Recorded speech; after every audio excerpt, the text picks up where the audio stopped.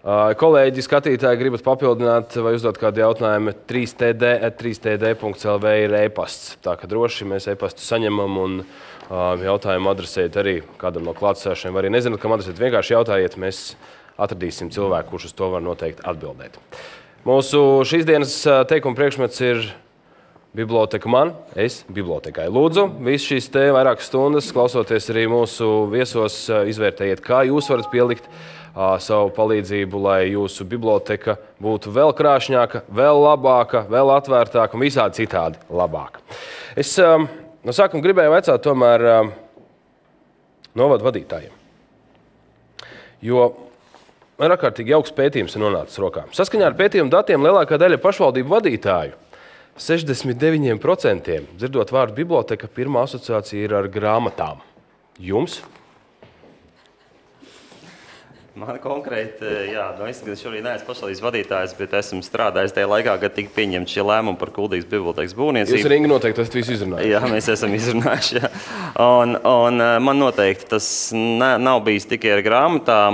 Man tas ir bijis gan saistība ar to jau šeit daudz pārspriesto pieeja informācijai, gan arī ar pašu bibliotekas ēku. Jo, protams, bibliotekas tas izšķirošais, tas, ko cilvēks saņem, protams, ir saturs. Un saturu nodrošina konkrēts bibliotekas vadītājs ar savu komandu. Bet nevelti Tripskungs pieminēja šos piemērus, kas Latvijā ir. Bez tā ietvara bieži vien tas saturs pirmkārt netiek sasniegts, jo cilvēki uz tādu ēku, kas vienkārši nepārāk labi izskatās. Vai pārāk... redzējāt, viņi vienkārši neiet, un otrs arī, es domāju, tā tīri cilvēciski tiem cilvēkiem, kas strādā paši bibliotekā tai komandai, viņi nedrīkst, viņiem būtu jānāk uz darbu ar tādu pacilātības sajūtu, ka viņi nāk uz to foršāko, labāko vietu savā pilsētā, vai savā tur pagastā vai ciemā, un tas jau īstenībā cilvēks motivē. Es varu teikt, ko Kuldīga izdarīja savā laikā.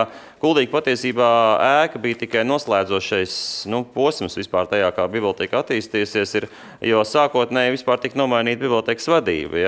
Ostels kundze tika... Jūs kārtīgi visu izrevizējāt. Mēs sākām ar satura revīziju, tā varētu teikt, un zināmā mērā tādam mēram, kas pieņem jaunu aktīvu bibliotekas vadītāju darbā, viņam jārēķinās to, ka miera jau viņam nebūs. Jo faktiski tie lēmumi, kas vēlāk tika pieņemti Kuldīgas pilsētā un pēc tam arī novadā par biblioteku, izrietēja no tā, ko tad bibliotekas vadītāja Ostels kundze nāca un teica, un šis, protams, bija lēmums. Tas, ko mēs redzam. Ļoti labi. Es pilnīgi piekrītu teicienam, ka vidi maina cilvēku.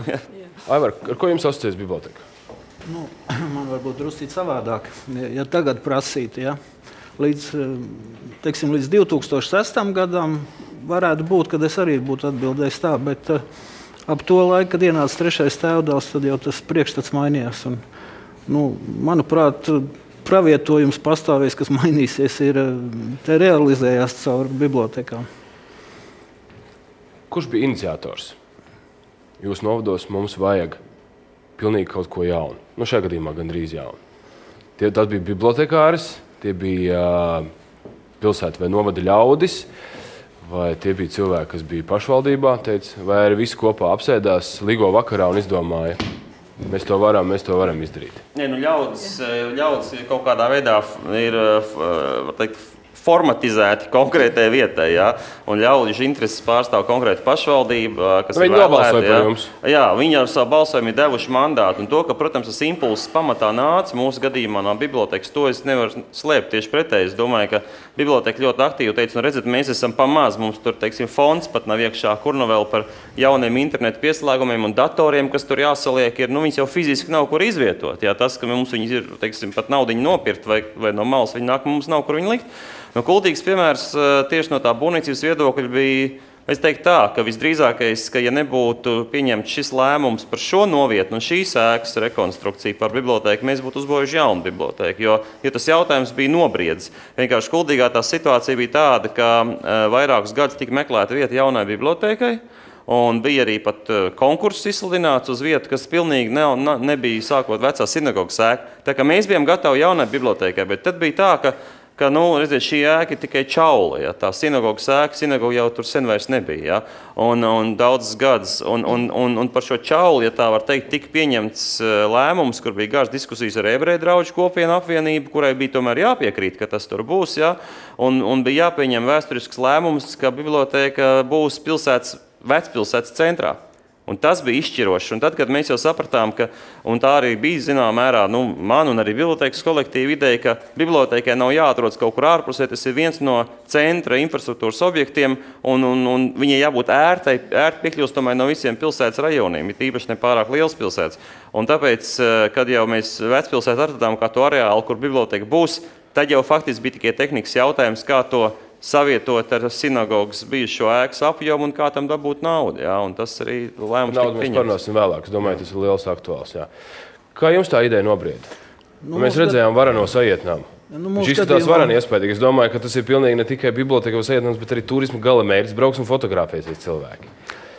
Jā, mums ir drusku atšķirīga situācija, jo tur ir jāskatās kontekstā ar teritoriālo reformu. Un Jaunklīdzes bija Plāņu pagasta viena no apdzīvotām vietām, tiešām maza un nedaudz nost, ja? Un ejot uz šo apvienošanos, viņu pašu cilvēki jau, protams, vadības līmenī bija pieņēmuši lēmumu, ka tur vajag kaut ko. Un tad ar pieejamo finansējumu arī jau bija tā ideja radusies. Protams, ne vēl veidolā galīgi, bet ideja, kad jābūvē. Un jābūvē kaut kāds sajieta namiņš, kaut kas līdzīgs. Ja? Mēs, kad izveidojos Renču novads, jau pārņēmām šo ideju, protams, un arī atbalstījām. Un tad arī sākās sadarbība ar arhitektu Armandu Bisenieku, kad tapa jau šis vizuālais tēls caur iepirkumu. Smagi gāja arī tīri, jo pats šis veidojums jau kā tāds ir dīvains un savāds. Ja?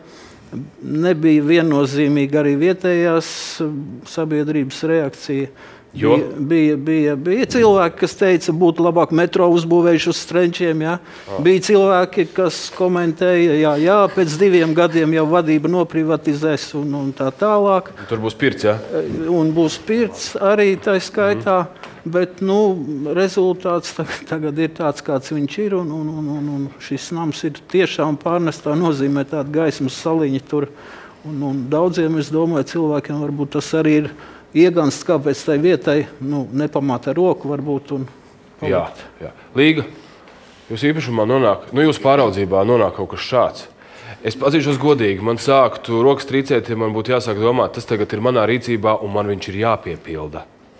Jā, bet kā tas ir veiksmīgi izdevies. Ne, tāpēc es jums vajadzēju, no kur galu jūs sākāt? Es sākumā gribētu pateikt to, ka, redzat, ir jumtalogi un ir fantastisks apgaismojums ēkai, arī iekšpusē. Un tumsā saslēdzot visas gaismas, mēs tiešām esam kā maza gaismas pils. Vietējiem iedzīvotājiem gan tas raksturojums ir savādāks, tas ir lidojošais šķīvītis. Pat tā, labi. Mēs pieņemam, ka viņi varbūt ir gudrāk par mums, tāpēc tas, jā. Jā, bet īstenībā, sākumā bija tā, kā jūs teicāt, kā piepildīt, bet es domāju, ka mums tas ir veiksmīgi izdevies. Un tā kā mēs esam šajā apdzīvotajā vietā palikuši vienīgā pašvaldības iestāde un arī kā sabiedriska iestāde, tad mums tās funkcijas ir drusciņi vairāk, ne tikai kā bibliotekas. Un tad ir tāds neformāls veidojums, kā mēs paši sakām, sajietanams biblioteka. Jo mēs darām drusciņi vairāk nekā tikai tiešie bibliotekas pakalpojumi. Kas, piemēram, vēl notiek? Dziedāšanas pulciņš? Nē, mums notiek koru koncerti, jo mums ir laba akustika. Mums notiek teātra izrādes, neskatoties uz to, ka mums nav skatuves, bet mums ir jaunākās tehnoloģijas, mums ir pārvietojami grāmatplaukti. Pārvietojot grāmatplauktus, mēs atbrīvojam lielu vietu. Mums notiek teātra izrādes. Mums notiek semināri. Mēs esam vienstāvu ēka 2 līmeņos. Mums pusēkai ir 2. līmenis. Un arī šis līmenis 2. tiek izmantots gan semināriem, gan teātra izrādēm. Gan, lai cik tas arī nebūtu, mums ir notikusi svinīga laulību reģistrācijas ceremonija. Jā. Kā jūs apskaužu kolēģi? Jā. Jā. Jūs arī tagad sākat domāt par to, jā? Jā. To var izdarīt, protams, tikai tad, ja ir plašas un gaišas tiltas telpas, jā.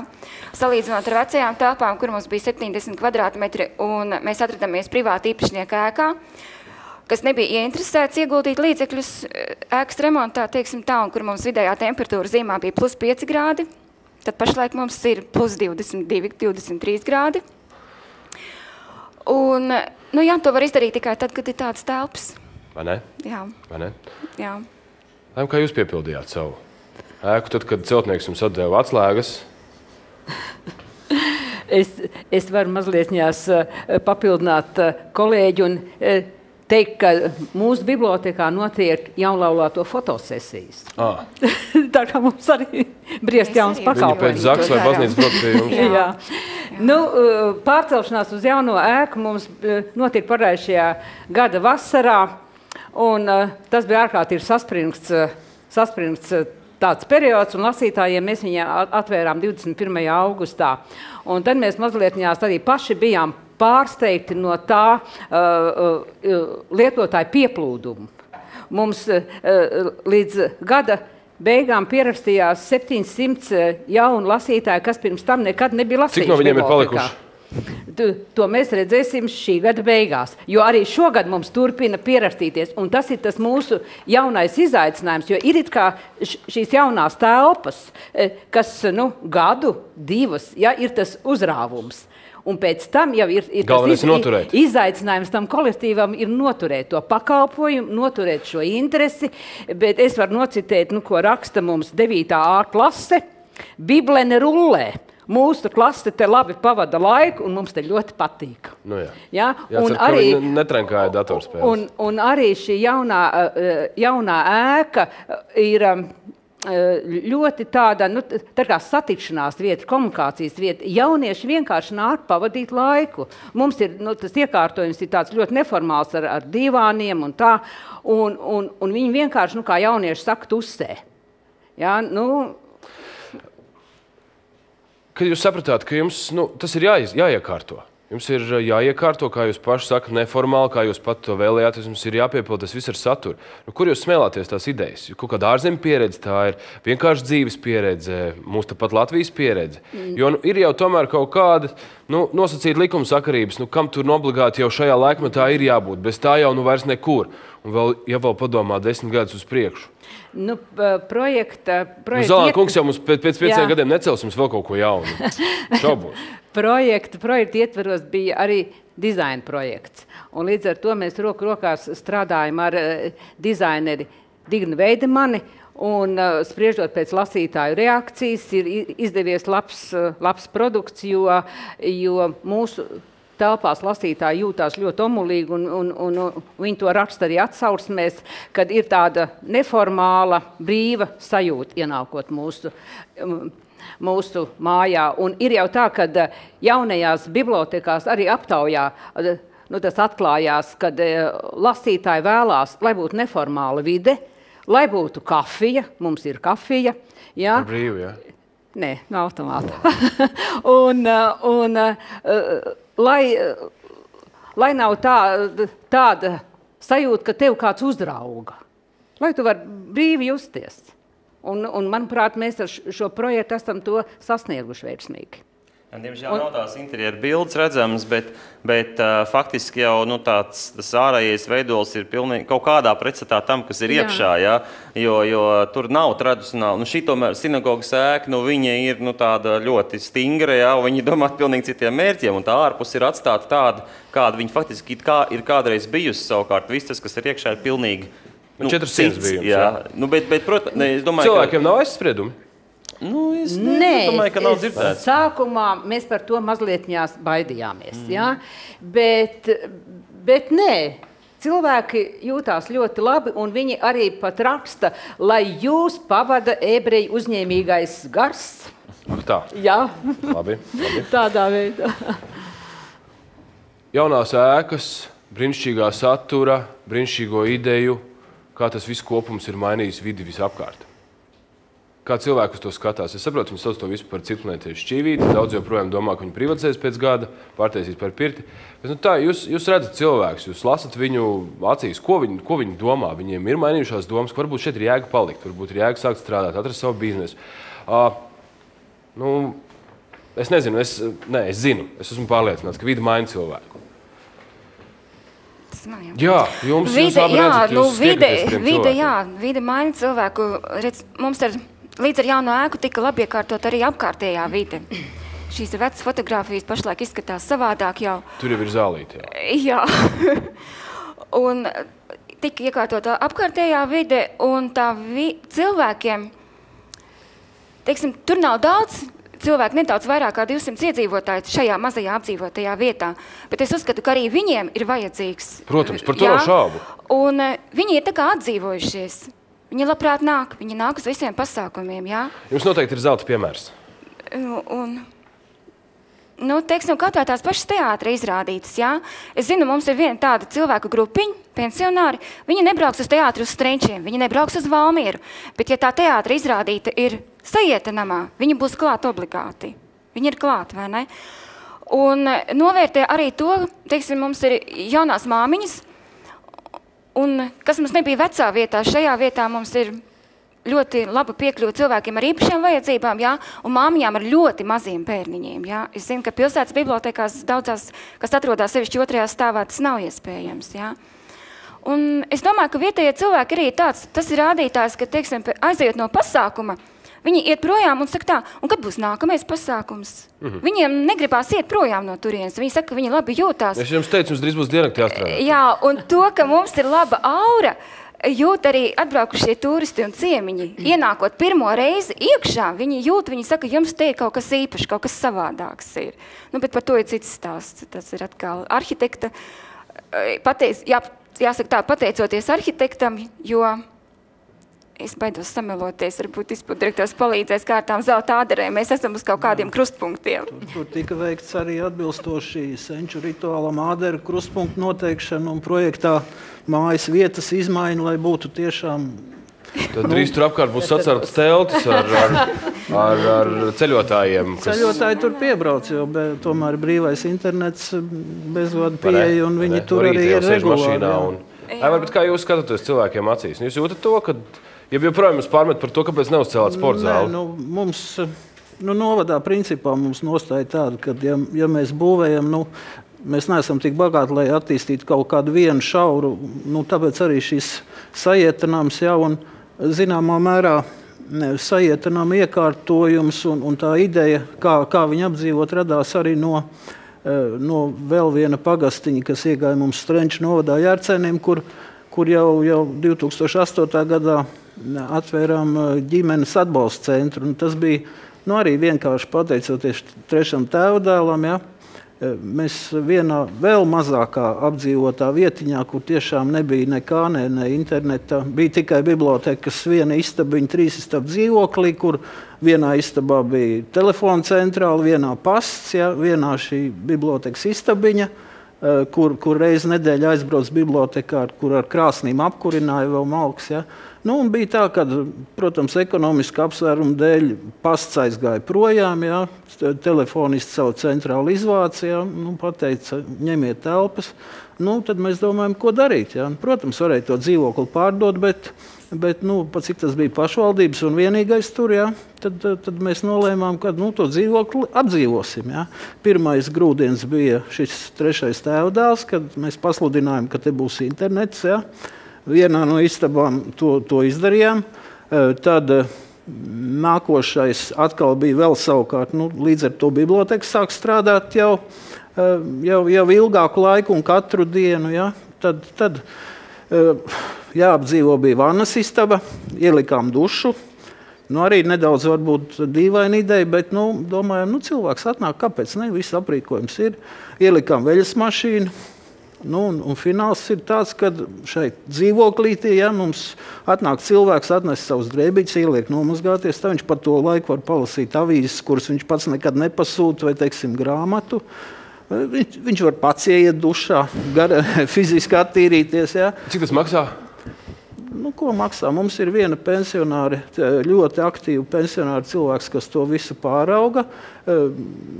Tas arī ir vienīgais apkalpojušais personāls, ja. Kur personīgi pazīst katru. Ja? Zelta darbu dara. Tad finālā vēl uz vienu projektu, vēl vienā istabā ielikām spēles, ja? Tur galda spēles dažādas. Nu, šī telpa ir apdzīvota, apmeklējums tiešām liels. Ja? Un šis bezvadu internets, kurš nekad nebūtu bijis tur, ja? Tas parādījās automātiski jau pa citiem dzīvokļiem un mājām. Nu, šis ir tas piemērs. Ģimenes ārsts tur aizbrauc, teiksim, reizi nedēļā cilvēks pieņem. Tas ir saietinājums plus vēl kaut kas. Nu, un šajā sajietinājumā jau arī Līga jau nepieminēja, ka tomēr ģimenes ārsts atbrauc, kad frizieris parādās, sociālais darbinieks pieņem noteiktas reizes nedēļā, ja? aizbrauc pašvaldības vadītāji noteiktās reizēs pieņem. Nu, tiešām viņš ir multifunkcionāls. Bet jūs tagad tā turpināsies un pazudīs vārds bibliotēkā? Nē, nepazudīs, jo tas ir savstarpēji saistīts. Jā, ja teiksim, šodien ģimenes ārsti mums pieņem apmeklētājs konsultē, jā, tas cilvēks, kamēr viņš gaida rindā, teiksim, viņš ir pie bibliotekas žurnāliem, viņš apmaina grāmatas, viņš pa to laiku var izmantot internetu, vai ne? Viņš var savstarpēji satiekoties, cilvēki apmainās ar savām domām. Bibliotekā jums tagad būs ne tikai jāstrādā līdz 12, jums būs arī vajadzēs mācīties veļu mazgāt, un jums būs nākamais līmenis, būs ģimenes ārsta certifikāts. Labi. Jūs esat laimīgie. Jums ir, protams, izdarīt to, un pēc tam, kā jau jūs atzīmējāt, visu to uzturēt un celt to latiņu vēl un vēl augstāk, tas ir arī nav viegli.